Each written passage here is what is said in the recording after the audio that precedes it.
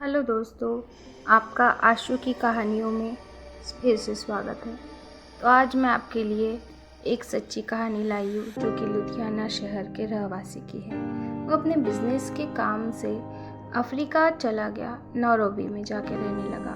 एक बार उसकी पत्नी की अफ्रीका से पंजाब वापस आई।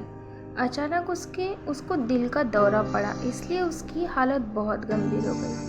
डॉक्टर ने भी उसको बचाने का बहुत प्रयास किया, लेकिन वो सब नाकामयाब रहे और उस बिजनेसमैन की पत्नी का मरण हो गया। मरण से पहले उसने अपनी अंतिम क्रिया विधि के बारे में बात किया था। उसी तरह उसी विधि पूर्वक उसका अंतिम क्रियाकरण किया गया। कुछ समय बाद उस औरत के पति की भी तबीयत बहुत खराब हो गई। डॉक्टर ने कहा लंदन जाके अपना इलाज करवाए। लंदन के डॉक्टरों ने कहा, तपास करके बोला कि तुम थोड़े दिन में ठीक हो जाओगे। इतना सुनकर उस आदमी ने चैन की सांस लेके होटल पे वापस आ गया। उस रात जैसे ही अपने रूम का दरवाज़ा खोला तो उसे लगा कि कोई पहले से ही उसके रूम में कोई आके देख रहा है। उसने सामने की बेड पर उसकी मृत पत्नी को बैठा देखा।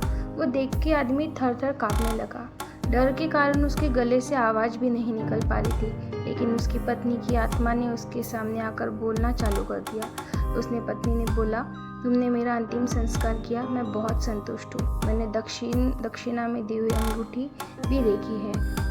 मैं तुम्हारे साथ रहने आई हूँ। डॉक्टर ने आपकी जांच की, जिससे मुझे बहुत शांति मिली। पत्नी की आत्मा को उसके प्रति प्यार देख के उसके और प्यार हो गया।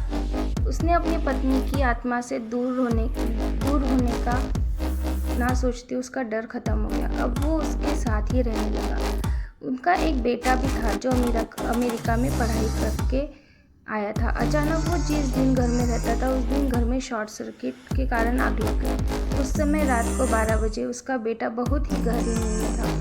उसको कुछ भी पता नहीं था। अचानक उसकी आंखें खुल गई तो उसने देखा कि पूरे घर में आग लग गई। कोई उसको उठा के घर से बाहर लेके जा रहा है। उसने जानने की देखा तो उसको कोई उठाया, लेकिन कोई दिख नहीं रहा। वो खुद हवा में उड़ता हुआ नजर आया उसको, लेकिन उसको पता नहीं था कि उसको उठा के लेके जाने वाली कोई और नहीं, उसकी मृत माँ ही थी। उसकी माता की आत्मा ने उसको घर से सलामत बाहर निकाला। ये सारी घटना उसने अपने पिता को बताई। फिर 5 साल बाद उसकी पत्नी ने उससे विदा लेने की ख्वाहिश मांगी। 5 साल बाद उसने विदा लेने की ख्वाहिश जताई।